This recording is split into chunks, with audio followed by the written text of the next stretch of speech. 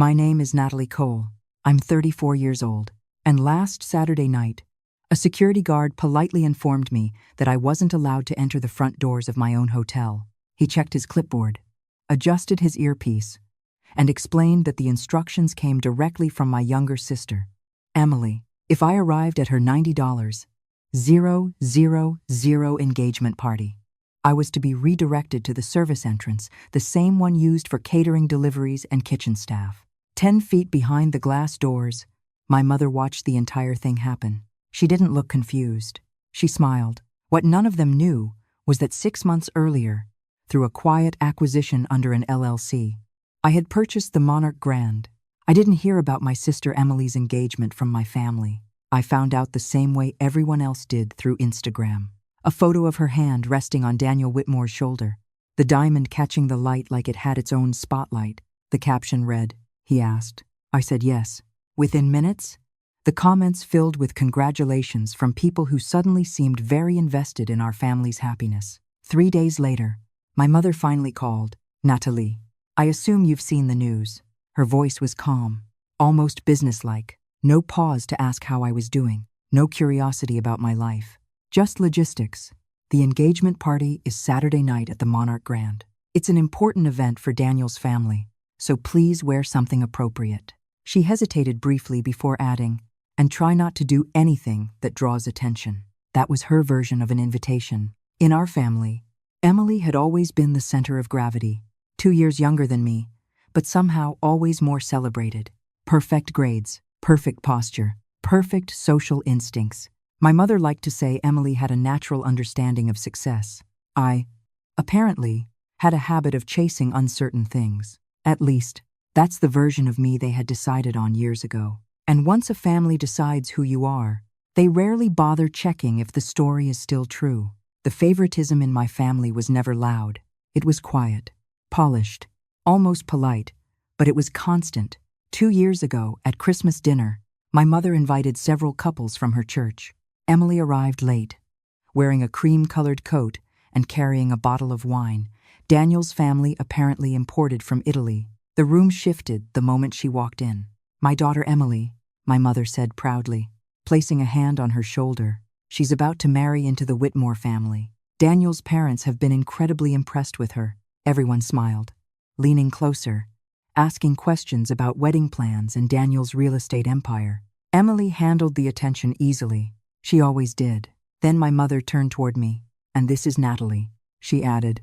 Her tone softened in that careful way people use when they're trying to be polite about disappointment. "She's still figuring things out." A few people nodded sympathetically. At the time, I already owned 2 small boutique properties, one outside Asheville and another near Savannah. Both profitable, but that detail never entered the conversation, because in our family, Emily's future was something to celebrate. Mine was something people quietly waited to see if it would work out. After a while, I stopped correcting them. It was easier to let them keep their version of the story. When I was 25, I asked my parents for a loan, not a gift, just a short-term loan to help me buy a small roadside motel outside Asheville. 12 rooms, faded carpet, broken sign. But the structure was solid, and the location had potential. I brought spreadsheets to dinner that night. Renovation estimates, occupancy projections, a repayment schedule. My mother skimmed the first page and slid the papers back across the table. "Natalie," she said gently, "you always chase risky things." Then she glanced toward Emily. "Emily focuses on stability." That was the end of the conversation. So I went to a bank instead. The loan came with an 18% interest rate and a personal guarantee. If the motel failed, it would take me down with it. The first year was brutal. I slept in one of the empty rooms to save money, fixed plumbing myself, learned how to repair air conditioning units from YouTube videos at 2 in the morning. There were nights I sat on the edge of the bed, doing the math over and over, calculating how many months I had before everything collapsed. But it didn't collapse. The motel stabilized. Then it grew. 1 property became 2, 2 became 4, and 6 months before my sister scheduled her engagement party, I quietly acquired the Monarch Grand. 5 years ago, my marriage ended. There was no dramatic fight, no broken plates or shouting matches, just a quiet discovery that changed everything. I found the messages on my husband's phone late one night while he was in the shower. They weren't vague or confusing. They were clear, detailed, enough to erase any doubt about what had been happening for months. I didn't scream. I didn't confront him. The next morning, I packed a small bag and drove to one of my properties outside Savannah. I stayed there for a week while the lawyers handled the paperwork. On the third night, sitting alone in the empty lobby, I made a mistake. I called my mother. For reasons I still can't fully explain. I thought maybe she would say something comforting. Something simple like, "Are you okay?" She listened quietly while I explained. When I finished, there was a long pause. Then she sighed. "Natalie," she said, "you've never been very good at reading people." Another pause. Emily would never let something like this happen to her. That was all. Not "I'm sorry," not "do you need anything?" Just comparison. I remember staring at the security monitors, glowing softly across the empty lobby when the call ended. And something inside me shifted. Not anger, not even disappointment. Clarity. From that moment on, I stopped trying to earn approval that had never really been available to me. The email arrived on Thursday afternoon. The subject line read, "Engagement Event. Guest Access Instructions." It was from Marcus Hale, the general manager of the Monarch Grand. Marcus had worked at the hotel for nearly a decade. Calm. Precisi. Not the type of person who sent unnecessary messages. "Natalie," the email began, "there are a few unusual guest access requests tied to Saturday's event. Given your relationship to the property, I thought it best to bring this to your attention." There was an attachment. I opened it. It was a guest management document for the engagement party. Most of the notes were routine dietary restrictions, seating preferences, security adjustments. But 3 names were highlighted for alternative routing. The first 2 belonged to former business associates of Daniel Whitmore. Apparently, there had been some kind of dispute. The third name was mine. Natalie Cole, sister of the bride. Redirect to service entrance if she appears. Do not permit main lobby access under any circumstances. The instruction wasn't typed. It had been handwritten and scanned into the file. Emily's handwriting. At the bottom of the email, Marcus had added a short note. "I find this request highly irregular. Please advise if you would like us to override it." I leaned back in my chair and stared out the window toward the city skyline. Then I typed a reply. "Do not change anything. Let the event proceed exactly as planned." That evening, I called Michael Turner. We had met in college when I was still sketching business plans on diner napkins and trying to convince anyone who would listen that buying distressed properties wasn't insanity. Now he was my attorney. More importantly, he was one of the few people who had watched everything grow from nothing. "They put you on a blacklist," he said after I explained the email.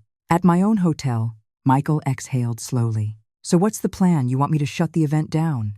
Technically, I could. As the owner, I had the authority to cancel the booking immediately. One phone call, and the entire engagement party would disappear from the calendar. But that wasn't what I wanted. "No," I said. "Let it happen. That's not exactly nothing," he replied. I leaned back in my chair, watching the Monarch Grand's lights glow across the skyline. "Revenge is loud," I said. "It's dramatic, emotional." Michael stayed quiet. "This isn't revenge," I continued. "I'm just not going to be invisible anymore." A long pause followed. Then he nodded slowly, even though he knew I couldn't see it through the phone. "All right," he said. "I'll bring the ownership documents, just in case someone asks." They wouldn't ask. They would challenge the idea. Saturday evening arrived clear and cold. By 7 o'clock, the Monarch Grand was glowing against the skyline, its glass facade reflecting the last bronze light of sunset. From the street, the lobby looked exactly the way I had envisioned it when I bought the place. Warm lighting, polished marble floors, chandeliers scattering gold across the ceiling. Guests in formal wear drifted through the revolving doors. Emily's world. I stepped out of my car, wearing a simple charcoal suit. No statement jewelry, no dramatic entrance. Just me. As I approached the front doors, a security guard stepped forward. Young, professional, clipboard in hand. "Good evening, ma'am. Your name?" "Natalie Cole." His finger traced down the guest list. I watched the moment he found it. His posture changed slightly, like someone remembering a line they'd been instructed to deliver. "I'm sorry," he said carefully. "You'll need to use the service entrance tonight." "Excuse me, those are the event instructions." Access for you has been designated through the rear corridor, behind the glass doors. I could see the lobby clearly, and standing near the concierge desk was my mother, Margaret Cole, champagne in hand, watching. She didn't look confused. She didn't look embarrassed. She smiled. 5 quiet seconds passed. I could have argued. Instead, I nodded once. Understood. Then I turned and walked toward the side of the building. The service entrance was around the side of the building. The moment I stepped inside, the atmosphere changed. The air smelled faintly of baked bread and citrus. Fluorescent lights hummed overhead. Stainless steel prep tables lined the kitchen, and the rhythm of dinner service filled the room, pans sizzling, knives moving quickly against cutting boards. Orders called out in controlled bursts. A server pushing a cart slowed when she saw me. Her eyes widened. Word travels fast in kitchens. Chef Alvarez looked up from the plating station and froze for half a second. Then he straightened. I gave him a small nod. Evening, chef. He glanced briefly toward the service door leading to the ballroom. We weren't informed you'd be entering through here. It's fine, I said calmly. Continue service. He studied my face for a moment, then nodded once. The Atlantic salmon shipment came in slightly under standard, he said quietly. We were considering switching to the Reserve King salmon. I didn't hesitate. Switch it, I said, and change the sauce. Citrus reduction instead of dill. Yes, ma'am. Around us, the staff returned to work, but the energy in the room had shifted. Respect doesn't need an announcement. It just needs clarity. A few seconds later, I pushed open the service door to the ballroom.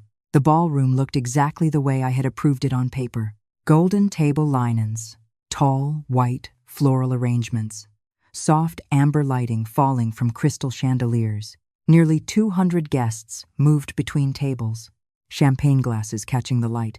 I entered quietly from the service corridor and stayed near one of the marble columns along the wall. No one noticed, which, in my family, wasn't unusual. Emily stood near the center of the room, radiant in a silk dress. Daniel Whitmore beside her. Guests leaned in when she spoke, laughing a little louder than necessary, admiring the ring again and again. My mother stood nearby accepting compliments as if the engagement were her own achievement. She's always been remarkable. I heard her say. A few minutes later, someone tapped a fork against a glass. The room quieted. Daniel spoke first, polished and confident. Thank you all for being here tonight, he said. It means a lot to Emily and me to celebrate this moment with the people who truly matter. Applause filled the room. Then Emily stepped forward. I'm grateful for everyone who supported this journey, she said warmly. Family is about stability, about building something lasting. She paused, glancing around the room. Not everyone understands that. Light laughter rippled across the tables. A few moments later, my mother took the floor. When Emily was young, she said proudly, I always knew she would become someone extraordinary. She lifted her glass. Raising 2 daughters isn't easy, but you try your best to guide the one who understands direction. Then she added, almost casually, Natalie is still finding hers. Across the room, Michael's jaw tightened. I remained perfectly still. Emily stepped down from the small stage to another round of applause. Music resumed. Conversations restarted. Glasses clinked again. For a few minutes, the room tried to return to normal. Then Emily noticed me. She walked straight across the ballroom, Daniel a step behind her. Her smile looked polished from a distance, but up close, it was tight. You actually came, she said quietly. You invited me. Her eyes moved over my suit, measuring. You understand tonight isn't about you, right? Daniel's family values stability. It would be better if you didn't complicate things. I'm not here to complicate anything. She studied me for a moment, then asked the question she'd clearly been holding back. How did you get in? Before I could answer, my mother appeared beside her. Natalie, she said sharply, you shouldn't be here. I used the entrance your instructions provided, I replied calmly. Her expression faltered, just briefly. Before she could respond, another voice entered the conversation. Apologies for the interruption. Marcus Hale, the Monarch Grand's general manager, stepped forward. His posture was formal, composed. There's a catering matter that requires authorization. My mother waved dismissively. Then handle it. I'm afraid I need approval from ownership, Marcus said. The word lingered in the air. Ownership, Emily frowned. Management. Then, Marcus turned slightly toward me. His voice remained calm, but loud enough for nearby guests to hear. Cole. The Atlantic salmon shipment arrived below our quality standards. As the owner, would you prefer we substitute the reserve king salmon? The ballroom went completely silent. Emily blinked. What did you just say? Marcus didn't hesitate. Natalie Cole is the sole proprietor of the Monarch Grand. A ripple of stunned murmurs spread across the room. Daniel stared at me, disbelief written across his face. That's not possible. 6 months ago, I said quietly. My mother looked pale now. You own this hotel. I met her gaze. You never asked. Across the room, Daniel's mother, Eleanor Whitmore, slowly stood from the head table and walked toward us. Her voice was calm when she spoke. Is this accurate? Michael appeared beside me and handed her a thin leather folder. Documentation. She opened it. The deed transfer, corporate filings, ownership structure. When she looked up again, her expression had changed. Then she turned toward my mother. You described your daughter as directionless, Eleanor said evenly. Her eyes returned to me. Yet she owns the building we're standing in. For the first time in my life, my mother had no response. The party didn't end. That would have been dramatic. Instead, it unraveled quietly. Conversations fractured into whispers. Some guests left early. Others suddenly seemed very interested in speaking with the owner of the hotel they were standing in.